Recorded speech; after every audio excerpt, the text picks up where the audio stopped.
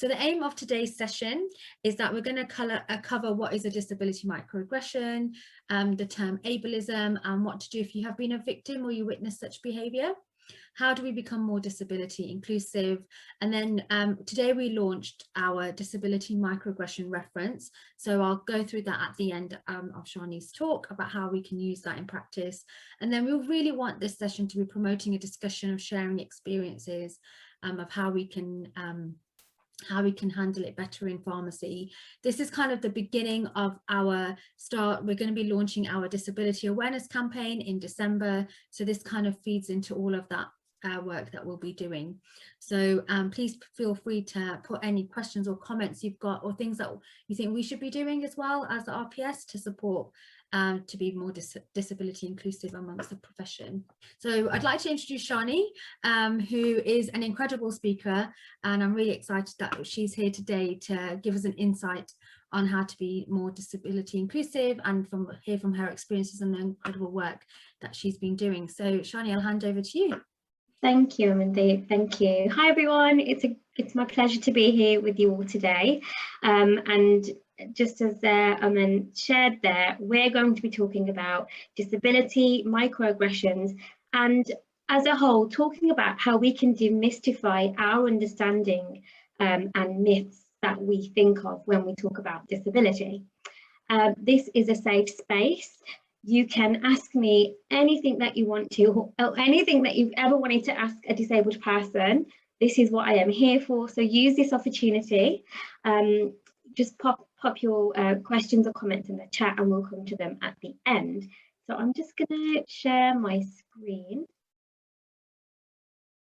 So just let me know when you can see that. Yep, we can see that. Okay, wonderful. So I have to start by saying I love talking about disability and helping people to really understand what the reality is. And I wear many hats in my role when I do this. I've worked with many businesses, brands and organisations. I also advise the government on their national disability strategy. And I've also taken change into my own hands by creating communities and companies to really get the power of businesses and brands to influence society to move the perception of disability. So just very briefly, Diversability is a discount card for disabled people because life costs more when you live with a condition or impairment. I set up Asian Woman Festival because I'm a very proud South Asian woman, but I feel that we face so many barriers and stigmas that I think that we all need to smash. And lastly, I created the Asian Disability Network because disability faces a further sense of stigma in South Asian communities, and I really want to help to change that. I also do lots of other advisory, and I'm a trustee for the global disability charity Leonard Cheshire. So I'm very immersed in this world, but it didn't always start out like that for me. I was born with a rare genetic condition, and it's called osteogenesis imperfecta. And on your screen, you'll see a picture of me and my mum. I was 2 years old when this picture was taken, and I was 2 years old when I received my diagnosis for my condition. So the condition is more commonly known as brittle bone disease.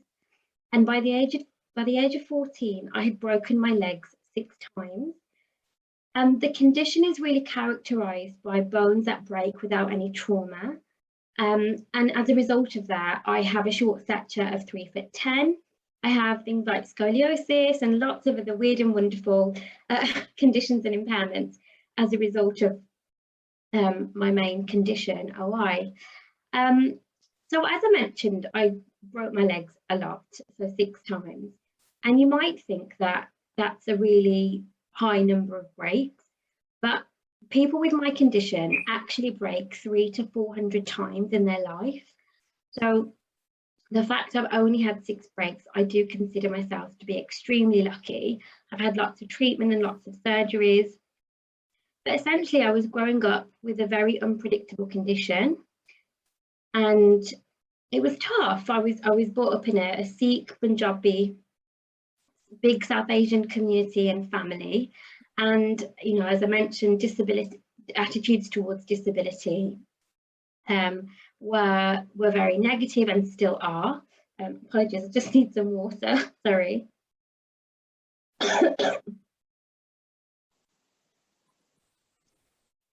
So I went to a special needs primary school because that's what inclusion was like 30 odd years ago. And whilst it was probably the best place for me to go to in terms of the care that I needed, because I used a wheelchair for the first 16 years of my life, it wasn't the right place to go for my learning or my educational needs. I was amongst very severely disabled children. And that's not the issue. It's just that I just remember teachers saying to me, like, I'd read all the books in the school, and when I'd break a bone, I would miss lots of school. So not only was the level of education I was receiving very different, but then I'd be off school for such a long time. And then by the time I got to secondary school, which was a mainstream school, I just felt like I didn't even know the basics. So it was a really tough time. And, you know, I remember coming home and asking my parents for a tutor, and I was very lucky that they were able to provide that for me. But yeah, I've never really considered myself to be very academic, and I've always been a very hands-on person, and I like to be quite creative. And in secondary school, when I was at school, we had like a 15-minute careers advisory appointment just before we left school, just to talk about some options, or, you know, give students advice on what sort of things they should be considering about their future careers. Now, I was about 15 or 16 at the time, and the advisor just sort of said to me, oh, you should try and get a job in your local council because they like to employ disabled people. And I came away from that appointment thinking, that's really odd to say. Like, why didn't she ask me what my interests were? Why didn't she ask me what I wanted to do? Why did she just see that I used a wheelchair and just say that to me? And then I thought, well, surely not everybody thinks that, right? I left secondary school and I went to college and I started to apply for part-time jobs. And it had got to the point where I had applied for over 100 jobs, and I didn't hear anything back. I didn't even get no's. I didn't hear, no, you're not right fit, nothing. I just got nothing back. And I had one sentence on my covering letter that just explained, I have a condition, but I don't need any adjustments. Because I thought, you know, it's the first thing that people see when they meet me, that I have a short stature. I might as well, you know, address the elephant in the room. I'll take that on, I'll get that out of the way so we can just focus on, you know, the application, getting a job, just getting on with life. So I did a little experiment, and I took that one sentence off my covering letter, and I got offered an interview and then got the job straight away. So at the age of 16, I had to learn a really harsh life lesson, that people are going to judge me, judge my ability on my appearance. And actually, you know, as a South Asian woman who experiences disability, I often don't know when I experience discrimination, whether it's because people are judging me on my ethnicity, my skin colour, my gender and disability, or some of those characteristics, or all of them all at the same time. So that's why intersectionality is really, really, really important in this conversation of diversity and inclusion. So I went to college, passed, I studied a course in early years, because I really didn't know what I wanted to do, because as a child, all I knew was hospital, the Gurdwara, the Sikh temple, and family. That's all I knew, and breaking bones. I don't think as a child, I didn't really have the time to think about what my adult life would look like. So, but I did know that I felt I had to go to university to have a degree to fall back on, because I struggled so much in just getting a part-time job. So I got a place on a course studying event management, and I remember coming home, telling my parents, and my dad, who was born in India, said, what on earth is event management? You know, why don't you do English? So it's a typical Asian parent response. But it was a relatively new career back then. And what I didn't know at the time was I was actually choosing a career that was perfectly aligned to my skill set. Because I'm 3'10", I'm the height of about a 4-year-old. It means I live in a world and a society that isn't designed for me. Even my own home that I live in, you know, it's not accessible. I live in London, I pay a lot of rent for something that is just not fit for purpose. When I want to travel, I can't really use public transport. People don't see me, nobody offers me a seat. When I go and buy clothes, I have to get them tailored. And yes, you know, there are some things like I can buy some nice clothes from Zara Kids or smaller shoe size in trainers, but I don't want to always wear clothes with love hearts on and Minnie Mouse's face on it either. So, you know, it is difficult. And as a result of that, it means that life is just difficult. I have to think outside of the box all the time. And that's what I've had to do from a very, very young age. But that's exactly what event and project managers have to do as well. So I went to uni, I did my degree in event management, and I was adamant that I wanted to leave university, not only with my degree, but 3 years of solid work experience. Because again, I was just thinking, I can't give my prospective employers any reason not to hire me. So that was my mindset, and has been really since the age of 16. And I was an event manager for 10 years and I absolutely loved it. I was really in my element. You know, I'm a very creative person, so I got to do so much. And as you can see, I worked with some world champions, Anthony Joshua, who I want to marry. And what I really loved about this though was when, you know, my clients or, you know, people like these sportsmen were turning up to their event, they didn't expect me to be the person that was running the entire show, from looking after them, their team, the security, the catering, like every aspect of the event I was managing. So just by doing a job that I really enjoyed, I was helping to challenge perceptions and change attitudes. And then while I was doing that, I set up my own freelance event company, and I've worked on so many different events and pharmaceutical events actually. So yeah, those were the most extravagant, I have to say, I think, just because the budget's so huge. And I was always very used to having very little budget and being very creative. So alongside that, in my 20s, I was, you know, enjoying life. I had found my voice. I was very happy where I was with work.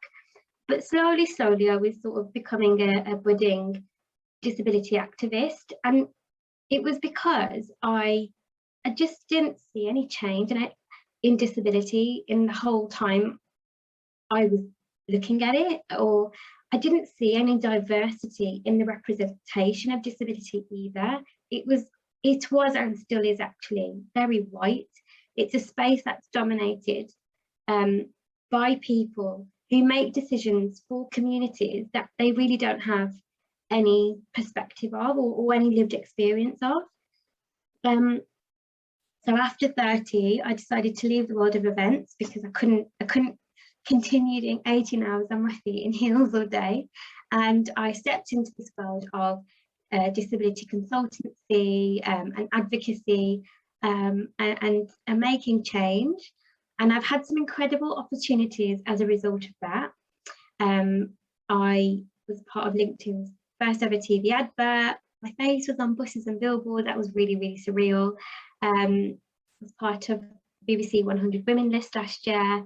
And I've been named as one of the most influential women alongside the likes of Kamala Harris and Jacinda Ardern. And, you know, growing up, I never wanted to do anything like this. If you had met the 20-year-old version of me, I wanted nothing to do with my disability identity. I hated it, but it was because I had no role models. I didn't really have the support that I needed.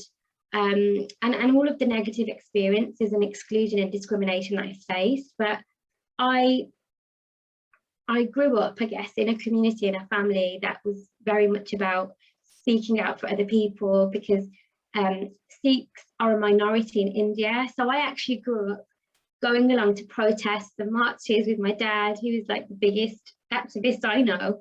And I guess, you know, I've learned a lot from my parents, my faith as well. So it's an honor really to use all of that, my values and my knowledge and my skill set, to now work in this space and make change.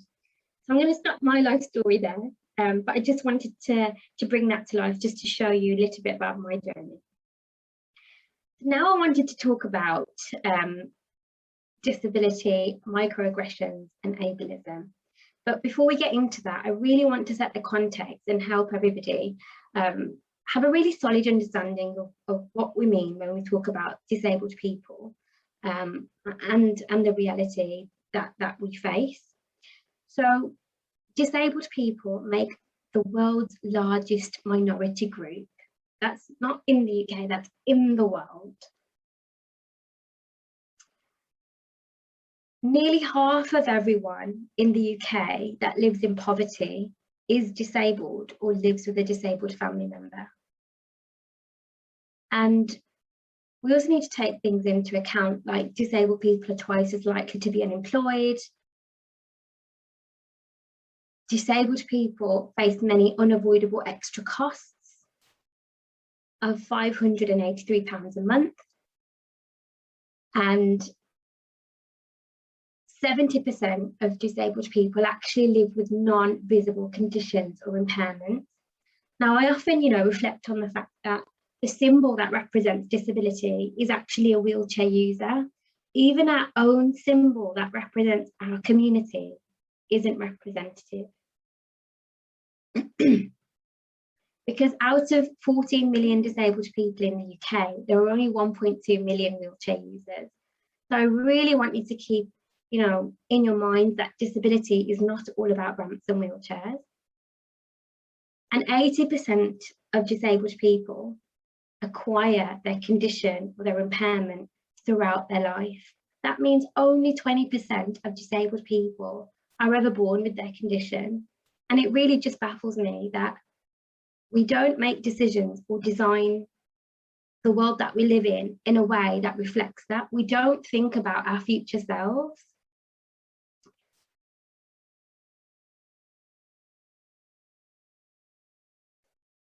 And I want you to think of disability as an experience, because our conditions and impairments aren't what disable us.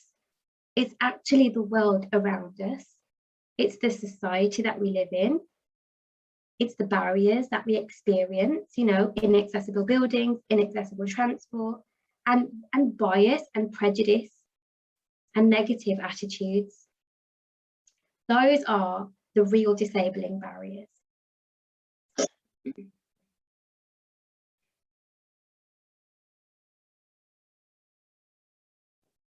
Because disability isn't just a health problem. It's a real complex phenomenon that reflects the interaction between persons that a feature has, maybe their body, and interacts with the features of the society that they live in. So I hope that helped to redefine what you think of when you think about disability. And there are two models of disability that are most talked about. And I guess in your profession, you will know about the medical model of disability. And also, before I carry on, I'm not slating the medical model of disability at all. I'm very grateful for all of the treatment and the healthcare that I've received.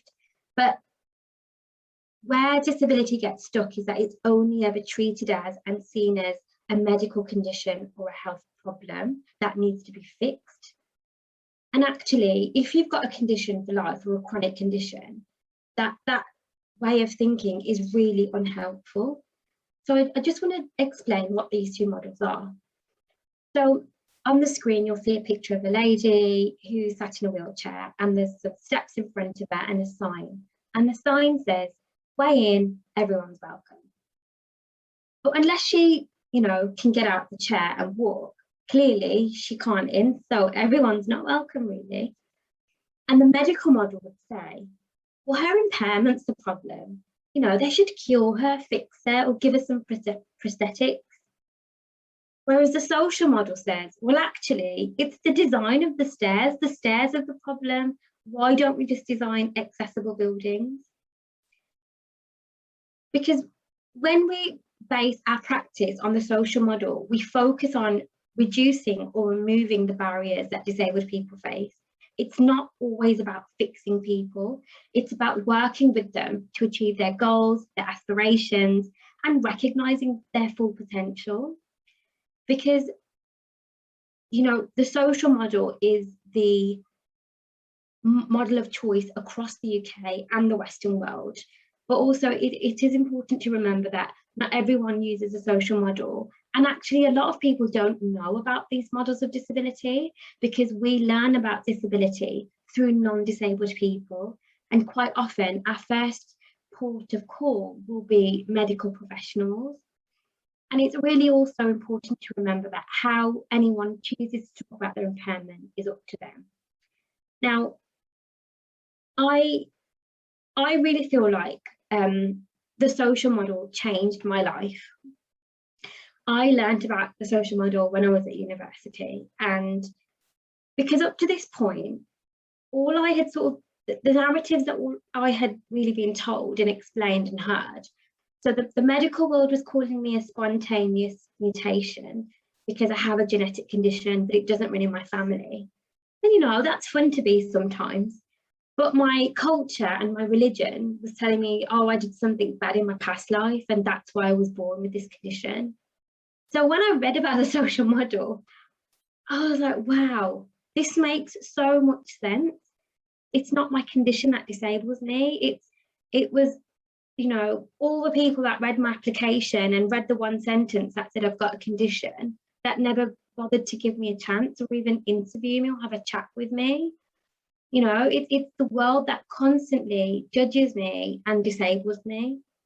And that's when I really, I guess, thought, if we educate people, then we can try and make some change on this topic. And this is why I'm doing the work that I do today, because I really believe that through education, through creating awareness and challenging perceptions, we can change this narrative. But it can't be just the burden of disabled people. We need allies. And this is where you will come in. Before we move on to that though, I just wanted to bring to life how disability actually affects us all, because I personally feel when we talk about disability or when we think about disability, quite often it's a very them and us perspective. Oh, it only affects those people in that group over there. Well, actually, it's 1 in 5 of us in the UK. It's 22% of the population, and it's growing all the time. We're living longer, we're developing chronic health conditions at a much younger age. Just look at everyone now that's developed long COVID. They are experiencing disability for the very first time in their lives. But I really would love, if there's one thing that you went away with today, this is what I want you to go away with. Because yes, disability can be permanent, but it can also be temporary or situational. And this is why whatever we do, the decisions we make or our approach, whether it's in the workplace or in society, we need to think about everybody, the whole range of human diversity that exists. And if we do that, we'll succeed much quicker and in a much easier way to meeting everybody's needs and removing systemic barriers. So let's take, for example, touch. It's on the left-hand side at the top. You can see 3 images. So under permanent, there is a man and he's got 1 arm. So he's got limb loss. He's only got 1 arm. And then if we look at this middle column, which is temporary, you can see that that man there has an arm injury and his arm is in a sling. And then if we look at situational, we can see there's a new parent and she's holding her baby. So the common thing that they all have in this situation or in this example is they all have the use of one arm, but only one person actually has one arm. By thinking about disability in these inclusive ways and just actually remembering that, you know, all humans, we're growing, we're changing, and we're adapting to the world around us every day. We all have abilities and we all have limits to those abilities. And that's just the reality of being human. And, you know, this is really the most simplistic way that I can explain it. And if you take this away today, I think it will really help reframe how you think about disability, and also help you in your approach to, you know, how you think about it, what you say, and especially when you meet disabled people. So we've talked a lot now about exclusion, why it exists, and I just quickly wanted to share an example of how we can remove systemic barriers, and then we're going to talk about microaggressions. So there's 3 images on the screen right now. You can see that there are people and they're trying to watch a football match. So on the left, on the first column, everyone's standing on one box each because they can't see, well, not all of them can see over the fence. And it's assumed that everyone will benefit from the same support. And in this example, they're being treated equally. And you might think, oh, that's good, they're being treated equally. But as you can see, people are still being excluded. Shani, sorry, the slide hasn't moved. Oh, sorry. 1 second. Now? There you go. Yeah. Yeah. Okay. Sorry. So, as you can see on the left column, it looks as though everyone's being treated equally by being given one box. And in the middle column, now the individuals have been given different supports so they can all see over the fence. And this is an example of them being treated equitably. But if we look at the last box, now the design of the fence has changed. And what it means is nobody needs any adjustments or any support, because the way in which the fence is designed, it works for everybody. Everyone can see the game, they don't need any support.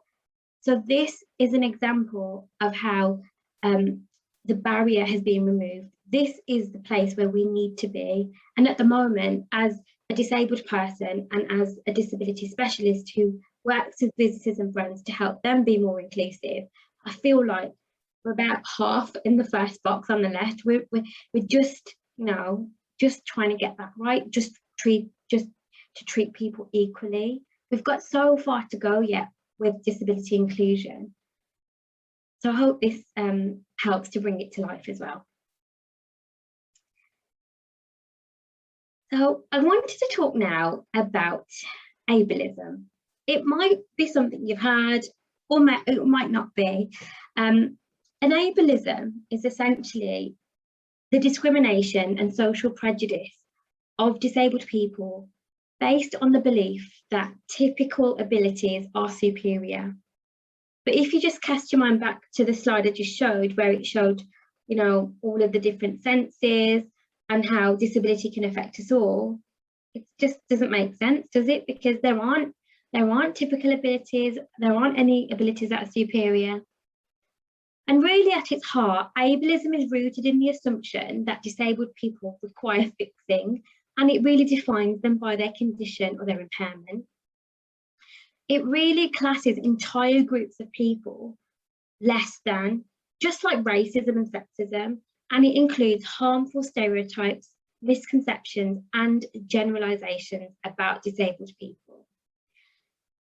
And the easiest way to help identify ableism is to replace it with gender or with race. So, for example, if buildings made it impossible for women to enter, that would definitely be sexist, right? And there'd be a massive uproar about it. So by doing that to disabled people, by creating inaccessible buildings, that's ableism. So that's the tip that I would share. If you're trying to figure out whether something is ableist or not, just replace it with another ism, and it will really bring to life what that looks like in everyday situations. And let's not forget that ableism isn't just about actions and you know, stereotypes. It's also about what we say and what we think as well. Because a lot of people, you know, use metaphors and use really actually insulting things when they're talking about disability or not. And something I hear all the time is OCD. Oh, you know, that person's got really bad OCD. They're always doing this, they're always doing that. If that person has actually got a diagnosis for OCD, then it's not ableist. But unless you know that person very well, you wouldn't know if someone's got a diagnosis or not. Therefore, just by calling someone who's really organised OCD, that's really ableist. Also, things like the word crazy and insane, those are really ableist things to say as well. And you might think that you're not susceptible to it, but ableism is so ingrained in everyday language. It's something we've all done. I've done it, you know, we've all done it, and not just about disability.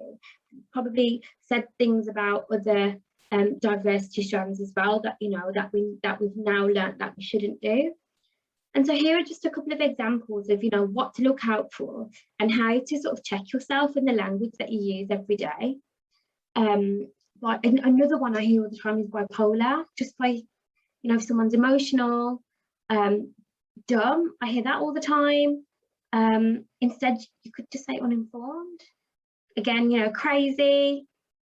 There's so many other words that we could use. Perhaps you could say unpredictable instead, or triggered, upset. So I just think we need to work better to be more mindful of the language that we use. And we need to accurately represent what we're trying to express. And I wanted to give a few examples now of microaggressions in everyday life about disability.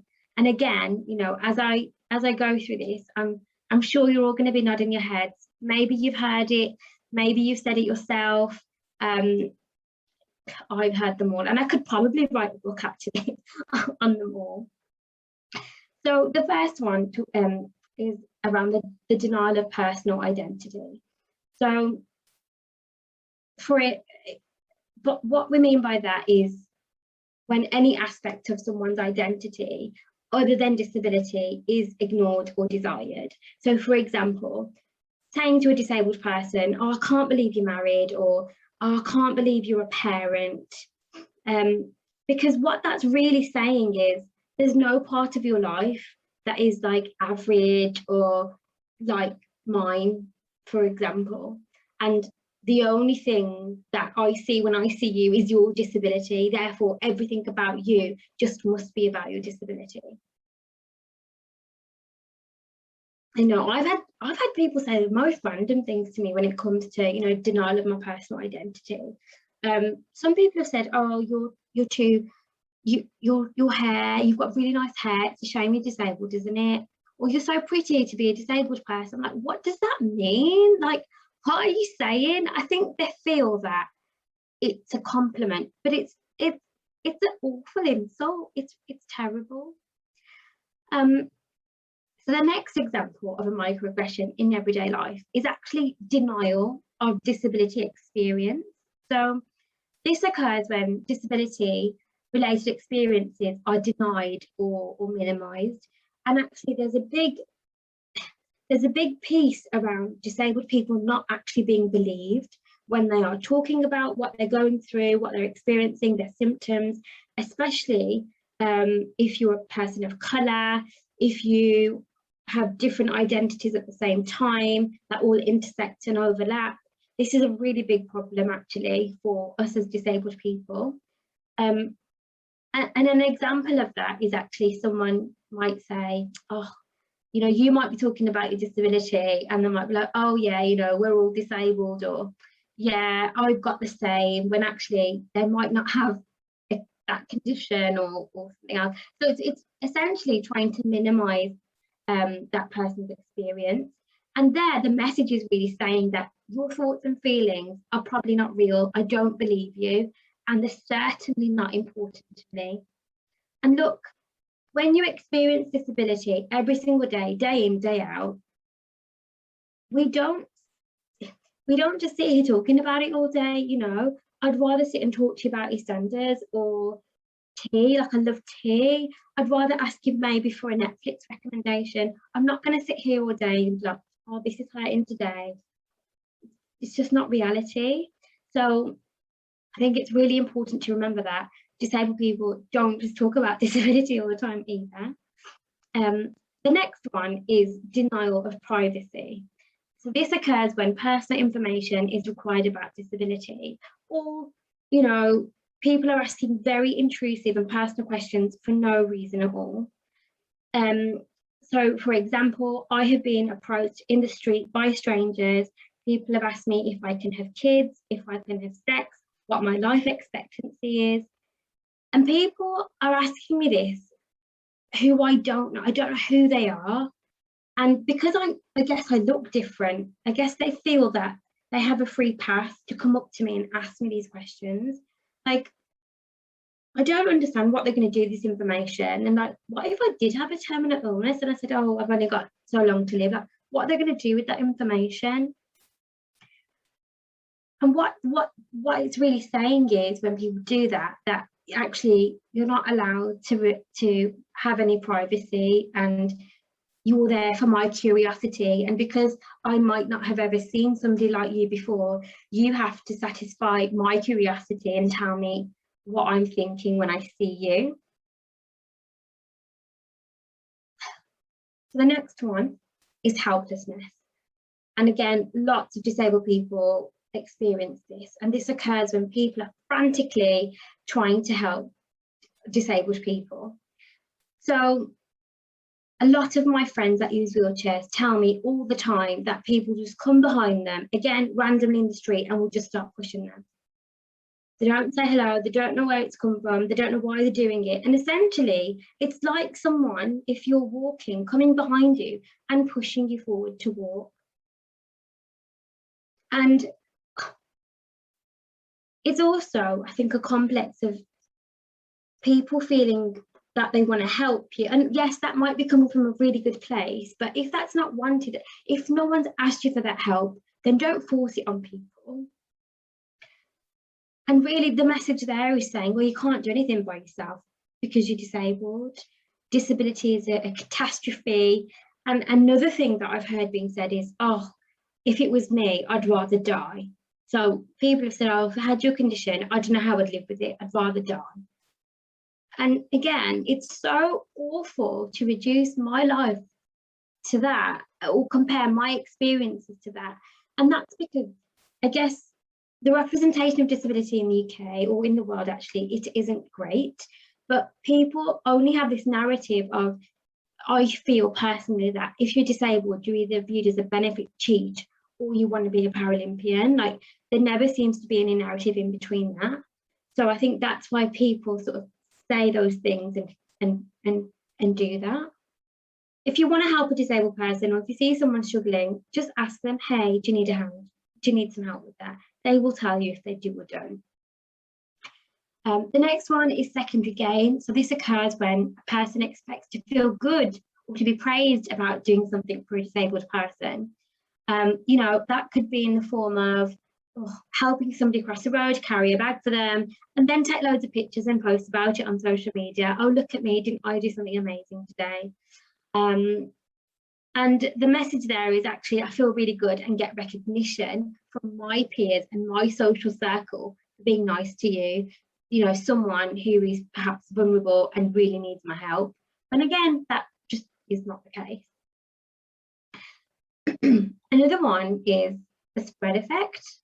And this occurs when other expectations about a person are assumed to one specific disability.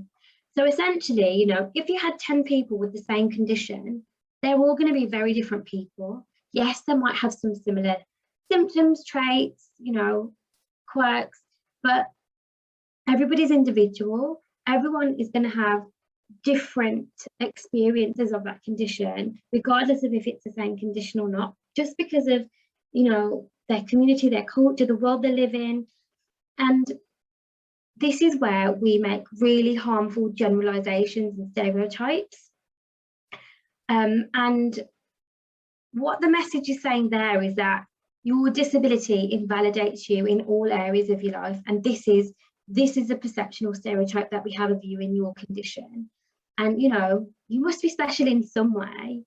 So it's you have to be really careful not to make assumptions. And I also host a lot of conversations, and I actually hosted one a couple of weeks ago with the Paralympics that are now out in Tokyo, and that was the one resounding message that they all said to me, is that people just make assumptions about us. So again, something to remember. So the last, we're nearly there now. The next one is infantilization, and I really experienced this. And this occurs when a disabled person is treated like a child. And the message there is saying, oh, you're not really capable, or I know how to do this better than you, therefore let me do it for you. And again, it might be coming out of a really good place. And for me, I really felt this when I was in the period of like 18 to 20. Like, I was trying to get out there, live my life, get my freedom. And my family just really wanted to wrap me up in cotton wool, keep me at home. Yes, because of my condition, but also laid upon top of that is I was a South Asian girl, you know, all of the culture and the religion then comes into play as well, and the perceptions about that, and gender preference, and, you know, rules that us South Asian girls have to live with as well. So that's a really big one as well, infantilization. The next one is when we patronise disabled people, and we've all had it done to us. And really the best example I can give is when we're praised about for almost anything. So, you know, if I get up in the morning and I brush my teeth, I'm not an inspiration, because that's something I can comfortably do. It doesn't cause any harm. Like, yes, I have to stand on a stool to reach the sink, but that's okay. I can comfortably do that. Brushing my teeth in the morning or making a cup of tea does not make me inspirational. And we have this narrative, and we call it, disabled people call it inspiration porn. So, like, you know, any disabled person, whatever they do, it's like, oh, they've done this, can you do that? Or look at that disabled person, they haven't got any legs and they've achieved this. So be very mindful in watching out for that. You might see a bit of it in the Paralympics over the next couple of weeks, and the language that's used. So actually, this talk's come at a really good time, because there's going to be a lot of talk about disability in the press, in the media, and on TV. So yeah, that's my challenge to you. Look out for that, and you might notice it. You might notice some of these microaggressions. The next one is where disabled people are viewed as second-class citizens. And this occurs when our rights to equality are denied, because we're considered to be too awkward, too bothersome, you know, perhaps an adjustment that we need takes up too much time, or the view is that, oh, it's too much effort, it's going to cost too much. And what the message there is really saying that our rights, disabled people's rights to equality, aren't important to other people, and that, you know, we should just stay at home, do what we're doing, and we should be avoided. And it also says that we are always asking for things, or we're asking for too much, when in actual fact, what we're probably asking for is just the first box of equality. It's not probably even removing a systemic barrier, because believe me, it's really exhausting. And just to get by in life, we do need adjustments sometimes. You know, a great example of that is during lockdown, when the supermarkets gave protected time for vulnerable people or people that were shielding when they needed to go shopping at a much quieter period. That's a great example of an adjustment in life that really helps people. The last one is desexualisation, and again, I face this massively. And this occurs when we view the needs and desires and the wants of disabled people less than, or actually we think they don't have any.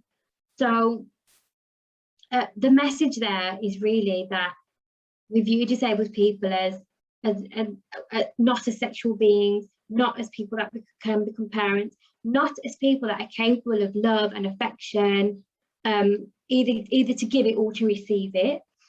You know, disabled people you're not attractive to be with, or again, I've got friends that are in relationships and everyone will assume if they're with a non-disabled partner that the person they're with is their carer.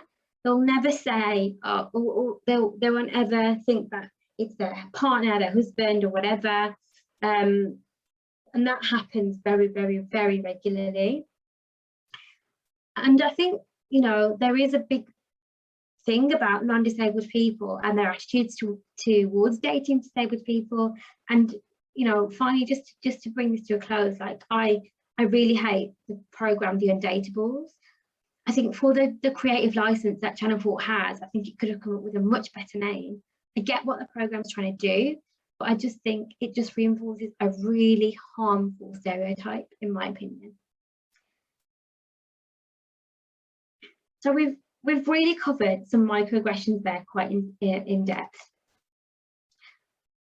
And language is really, really key to that, as you can imagine. And again, language changes over time, and it's something that we have, you know, as well as our knowledge on disability, it's something that we have to unlearn. And an individual's journey with understanding their disability and the language that they use is only going to be reflected by where they are on that journey. So for example, if you met the 20-year-old version, I hated disability, it wasn't me, I wanted nothing to do with that identity. Whereas the 34-year-old version of me is such a proud and empowered disabled person. I have reclaimed that identity and I'm very much immersed, you know, in the disabled community, and I represent the voice of other disabled people. So I'm not going to, you know, read all of these out, but essentially the message here is to avoid language that refers to disabled people as those that are suffering, that are victims, and that's just really awful. Make sure that you're using language that respects disabled people. So what that also looks like is don't use euphemisms. So the terms like differently abled or differently challenged, like they make me want to scratch my eyeballs out. I hate it so much. It doesn't make sense to me, and it's not considered appropriate because it diminishes what a very real experience is for disabled people. And all it does is it reinforces the narrative that disability is a bad word, therefore we don't want to say it. But what you're doing is erasing somebody's lived experience every single day. And phrases like differently abled have actually been created by non-disabled people because they're trying to say disabled, but they think they're saying something wrong by saying disabled. To say the word, it's not a bad thing.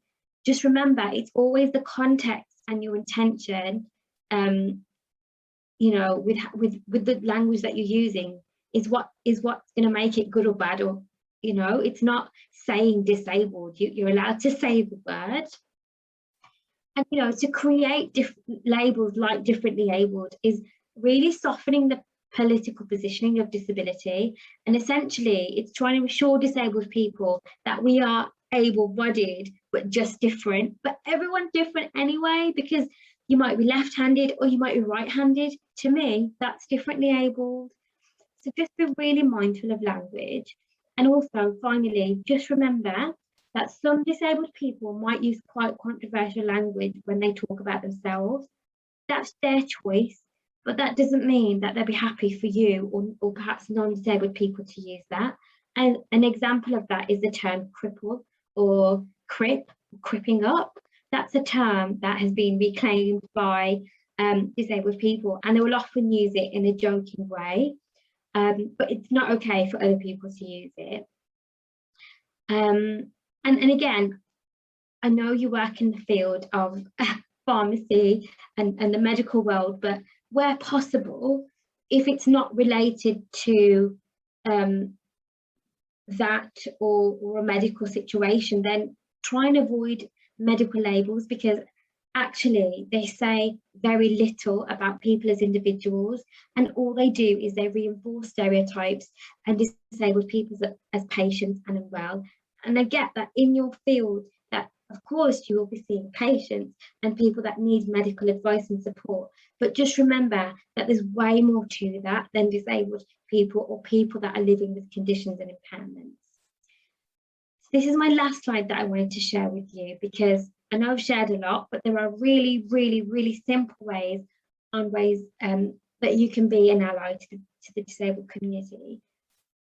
I'm not going to read them all out, but essentially we need to just stop reducing disability to an unfortunate fact. We need to stop deciding. Oh, Shani, I think your slide hasn't moved again. Oh, sorry. That's all right. Sorry, no, I think it's happening. There we go. Yeah. Oh, sorry. Oops. Stop deciding for others how bad their disability is, and stop turning disabilities into minor everyday defects or using them as a punchline. And don't always assume that disability is a negative trait. And I guess for me, the best advice I can give you if you really want to understand the lives of disabled people is to diversify what you consume, whether that's, you know, on TV, podcasts, films, your social media. There are so many, you know, things now available at your fingertips that I never had growing up, that really, you know, can help you to understand the lives of disabled people and their reality. I'm going to stop there. I hope that has been helpful and insightful. I know I've really shared a lot, so I'll be more than happy to share my slides as well. But I would now love to open it up. Let's open the floor. Let's take some questions or comments. Yeah, thank you for listening.